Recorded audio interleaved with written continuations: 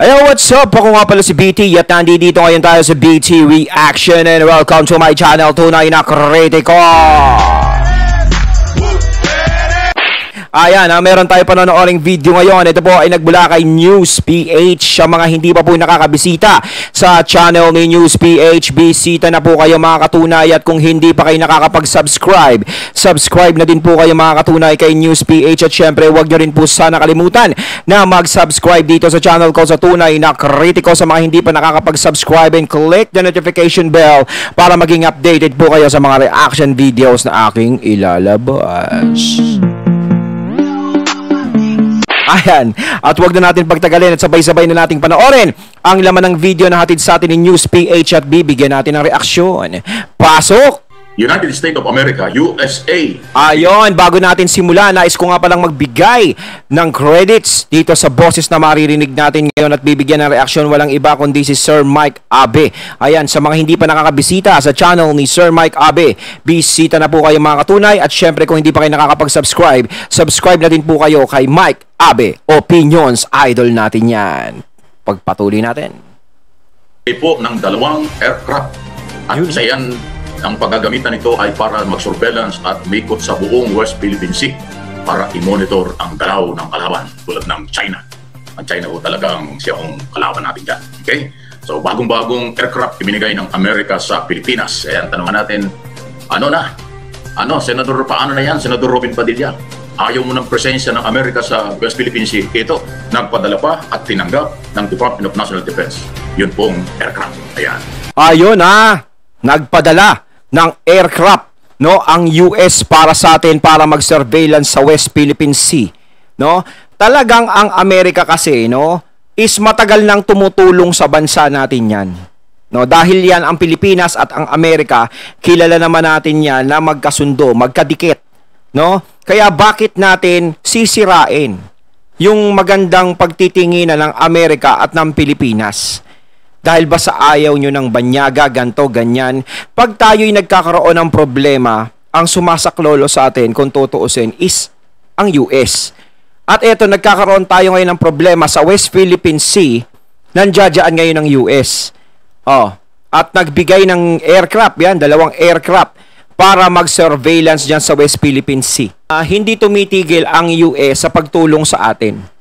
Kahit na sinasabi natin na dati, talagang ang US tinataboy natin, ayaw natin sa Pilipinas, ayaw natin sa kanila, sinasabi ng iba, kinokontra sila. Pero ang US is patuloy pa rin na gustong magbigay ng tulong sa atin kung tutuusin. Katulad nito kung magkaroon man ng hindi maganda sa China, nandyan ang US. Siguro ang iniisip ng iba, kalaban ng China ang US, baka madamay tayo, nasa sa China na yon. Basta tayo wala tayong ginagawang masama sa kanila. Dinidepensa lang din natin yung karapatan natin. Kung ano ang atin. Diba? Kung ano yung nasa bansa natin. Katulad niyan, gustong kunin yung West Philippine Sea. Natutusin, wala namang may-ari niyan dahil Diyos ang may-ari ng lahat Diba? Totoo yan, totoo. No? Pero ang China is, kala mo, kaya na nila lahat. So, Senator Padilla, good morning, sir. Good morning, Senator. Itong aircraft na binigay ng Amerika, yan, magagamit yan. Sa humanitarian na galawan, kung may kalamidad, at saka yung surveillance, monitoring sa West Philippine Sea. So hindi lang po yung presensya mismo ng Amerika ang nandyan dito sa atin. Facilities at kanilang manpower nandito. Kasi hindi yan mawawala because of Mutual Defense Treaty. Kaya Senator Padilla, aralin mo yung Mutual Defense Treaty. Aralin mo yung EDCA, Mutual Defense Treaty, at saka yung Enhanced Defense Cooperation Agreement. Aralin mo yun para hindi ka maligaw. Tapos aralin mo din yung international law. Kung hindi ko tayo lumayo, baka hindi mo makuha yun, baka hindi mo alam yun. At alam mo kang hindi mo talaga alam. Ang aralin mo na lang, Philippine Constitution, saligang batas. Kung hindi mo alam yung Constitution, saligang batas ng Pilipinas. Huwag ka nang lumayo dahil mo hindi abot ng kaalaman mo yun. Yung US, international law, humanitarian, or malalim na relasyon, baka hindi mo alam yun. Aralin mo na lang at nung mga anti-US, pro-China, ang inyong aralin na lang. Hindi naman tayo nagmamagaling. Turo ko na rin sa inyo para makatulong ko sa inyo. Ang inyong aralin na lang, inyong basahin at aralin sa ligang batas. Importante talaga sa isang senador, no, yung marami kang alam. No, kasi hindi biro-biro ang pagpasok diyan sa posisyon na 'yan. No, kailangan is aral ka talaga diyan. Kailangan pag-aralan mo lahat. Hindi pa pwedeng bara-bara ka lang, salita ka lang ng salita. Kung ano yung masabi mo, kung ano yung nasa puso mo, sasabihin mo na lang. 'Di ba? Kailangan pinag-aaralan mo lahat ng sasabihin mo. Kumbaga, bago ka magdesisyon, is mag-isip ka muna ng 10 beses kung tama ba yung sasabihin mong suhestyon sa harap ng mga tao. Ganun yun. Ganun yung sinasabi ni Sir Mike Abe. No? Kailangan pag-aralan mo muna, no, ng paulit-ulit bago ka magbitaw. Saligang batas lang.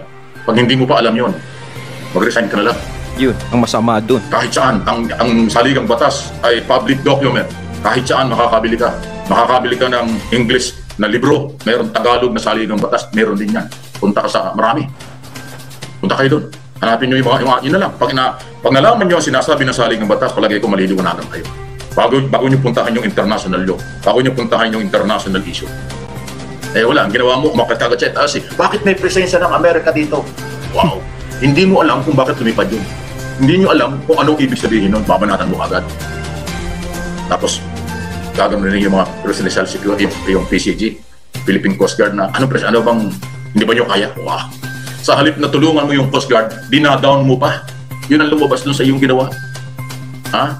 Palagay ko yung mga anti-US, anti-government, pro-China, yun din ang kailang paniniwala. Walang kakayanan ng Coast Guard. Anong sinabi ni Admiral Abo at ng iba pang marataas na opisyal? Kaya namin yan.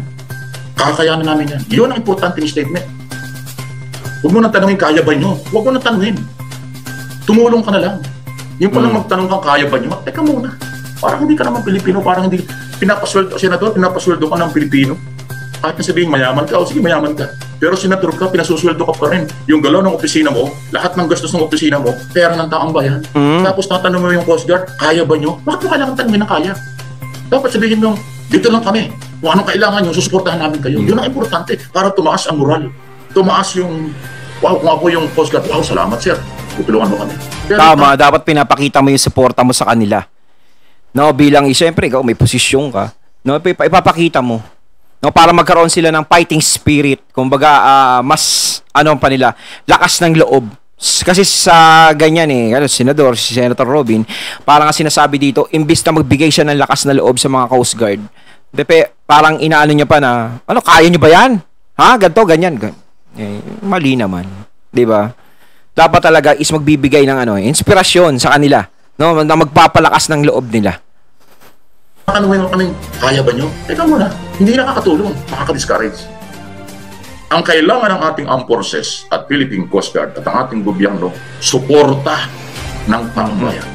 Huwag mong ida-down ang gobyerno. Huwag yung maliitin ang gobyerno. Kasi pag sinabi mo, kaya mo ba? Parang minamaliit mo kami. Parang minamaliit mo yung ating Coast Guard. Kaya nga sabi ng Admiral Abo, kaya namin. Yun, ang tamang sagot. Wow. So, magdagdag ka ng, sabagay sinabi na yan nung punahin ni Drilon, di ba sabi ni Drilon, parang yung ibang mga senador, walang dekoro. O yun daw, iba dekoro, naiintindihan mo. Wala ka daw dekoro, sabi ni Senator Drilon. O tapos sinabi, ay hindi ako magbabago, yung ibang mga senador kung magbabago, o kaya ako hindi. Kasi nakilala ko ng tao ganito, ba't ako magbabago? Wow! Anong klaseng prinsipyo yun? Nung ikaw ay nasa private sector, kahit anong gawin mo, wala kang may pakialam, buhay mo yun eh. Pero government official ka na. Ito ang tanong Senator Pasempati na. Alam mo bang government official ka? Alam mo bang ang isang senador o elected, anumang posisyon, from kagawad hanggang presidente, government official, alam ba ka, hindi mo alam yun. Taga-gobyerno ka. Kalaban ka o hindi ng gobyerno, taga-gobyerno ka, pera ng taong bayan ang ginagamit mo, ang sinusweldo mo, at lahat ng expenses mo sa opisina mo, pera ng taong bayan. Government official, government money. So, taong bayan ang dapat paglingkuran. Ayan dating mo. Siga-siga eh. Hindi pa rin nawala sa pelikula eh, no? Sana hindi ka makahawa. Yun ang aking nailing. Lord, huwag niyong payagang makahawa yung ganyang klase mga prinsipyo. Kawawa ang mga Pilipino. Lord, save the Philippines.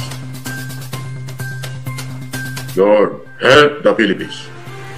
Nako, Senator Robin, parang marami ng no? Nakakapuna kay Senator Robin. Swertein ka pa kaya sa susunod nito, nako. Kung ako dapat kay Senator Robin is pag-isipan niya kasi minsan talaga merong mga salita si Senator Robin na biglaan niyang nasasabi, nadidesisyonan niya ng ganun. Na sinasabi nga ng iba, hindi napapag-isipan basta na lang makapagsalita, parang ganyan yung inaano sa kanya, no? dapat ispag-aralan niya muna maigi lahat. Lalo na yan at may posisyon na siya. Kumbaga yung buhay artista, iba na sa politika eh. Ibang-iba talaga yan.